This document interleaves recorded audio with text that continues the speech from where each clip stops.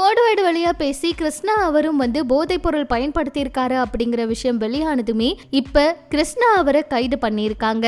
இவங்க 2 பேரையும் இப்ப தமிழ் சினிமா உலகில கைது பண்ணது மிகப்பெரிய அதிர்ச்சியை கொடுத்திருக்கு. சுசித்ரா அவங்க சொல்ற மாதிரி இன்னும் பெரிய நடிகர்களுக்கும் தொடர்பு இருக்கா, அவங்களும் கைது செய்யப்பட வாய்ப்பு இருக்கா அப்படிங்கிற மிகப்பெரிய அதிர்ச்சியில தமிழ் திரையுலகம் இருக்காங்கன்னு சொல்லலாம். வாங்க என்னாச்சுங்கிறத பார்க்கலாம். இதுக்கு முன்னாடி ஸ்ரீகாந்த் அவரை கைது பண்றப்ப அவர் இந்த போதைப் பொருள் எல்லாம் பயன்படுத்தி இருக்காரு அப்படிங்கிற அதிர்ச்சியான விஷயம் சமூக வலைதளத்துல வெளியாச்சு. ஸ்ரீகாந்த் அவரு ரொம்ப நல்லவர், அவர் அப்படியெல்லாம் கிடையாது அப்படின்னு ரசிகர்களோட ஆதரவு ஒரு பக்கம் இருந்தாலுமே நான் பயன்படுத்துறது உண்மைதான், ஆனா விற்பனை எல்லாம் செய்யல, எனக்கு நானே வாங்கி பயன்படுத்திக்கிட்டேன். 2 முறை நான் பயன்படுத்தினேன், 3வது முறை என்ன அறியாமையே நான் அதை பயன்படுத்த ஆரம்பிச்சுட்டேன், என்னால அது இல்லாம இருக்க முடியல அப்படின்னு ஸ்ரீகாந்த் வாக்குமூலம் கொடுத்தாரு. இதை தொடர்ந்து கிருஷ்ணா அவரும் இந்த வளையத்துக்குள்ள சிக்கினாரு.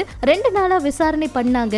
எனக்கு உடம்பு சரியில்லை, ஹார்ட் பேஷண்ட், எனக்கு தேவையான விஷயங்கள் எல்லாம் ட்ரீட்மெண்டா போயிட்டு இருக்கு, நான் எதுக்குங்க இதெல்லாம் பயன்படுத்த போறேன் அப்படின்னு என்னதான் மருத்துவ அறிக்கை அவர் கொடுத்தாலுமே தீவிரமான சோதனையில ஈடுபட்ட போலீசார் கடைசியில கெவின் ஒரு நபரை கைது செஞ்சாங்க. கெவின் அவருக்கும் கிருஷ்ணா அவருக்கும் பண பரிவர்த்தனை தொடர்பான விஷயங்கள் இருக்கிறத கண்டுபிடிச்ச போலீசார் அந்த கெவின் அவரை கைது பண்ணிட்டு கிருஷ்ணா அவங்களையும் கைது பண்ணிருக்காங்க.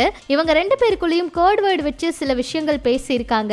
அது மட்டும் இல்லாம கிருஷ்ணா அவருடைய லயோலா காலேஜ்ல கூட படிச்ச 2 நண்பர்களும் இதுல சம்பந்தப்பட்டிருக்காங்கன்னு அவங்க கிட்டையும் போலீசார் விசாரணை பண்ணிருக்காங்க. இவங்க எல்லாருமே கோட் வேர்டு வச்சுதான் வாட்ஸ்அப்ல பேசிட்டு இருந்திருக்காங்க. இந்த விஷயத்த போலீசார் கண்டுபிடிச்சு இப்ப கைது பண்ணிருக்காங்க. சொல்ல போனா இதுக்கு முன்னாடி கிருஷ்ணாவோட வீட்டுல எங்க தேடியும் எந்த ஒரு ஆதாரமும் கிடைக்கல, அவர் பயன்படுத்தல அப்படிங்கறத தான் உறுதியா நம்பிட்டு இருந்தாங்க. ஆனா கெவினை கைது பண்ணதுக்கு அப்புறமா இந்த விஷயம் உறுதியாகி இருக்கு. கெவின் பெங்களூர்ல இருந்து கொண்டு வந்ததா இந்த போதைப் பொருள் எல்லாம் சேல் பண்ணிட்டு இருந்திருக்காரு. கடைசியில அவர் கைது பண்ணதுக்கு அப்புறம் தான் கிருஷ்ணா அவருக்கு பண பரிவர்த்தனை தொடர்பு இருக்கிறத கண்டுபிடிச்சு காவல்துறை இவங்க 2 பேரையும் இப்ப கைது பண்ணிருக்காங்க. 2 மணி நேரம் கிருஷ்ணா அவருடைய வீட்டுல சோதனை எல்லாம் மேற்கொண்டிருக்காங்க. அப்பெல்லாம் எதுவுமே கிடைக்கல. செல்போன்ல இருந்த இந்த குறுஞ்செய்திகளை எல்லாம் மீட்டு விசாரணை நடத்தும் போதுதான் கோட் வேர்டுல சில தகவல் பரிமாற்றம் செய்தது தெரிய வந்திருக்கு. இதை தொடர்ந்துதான் கிருஷ்ணா அவரை கைது பண்ணிருக்காங்க.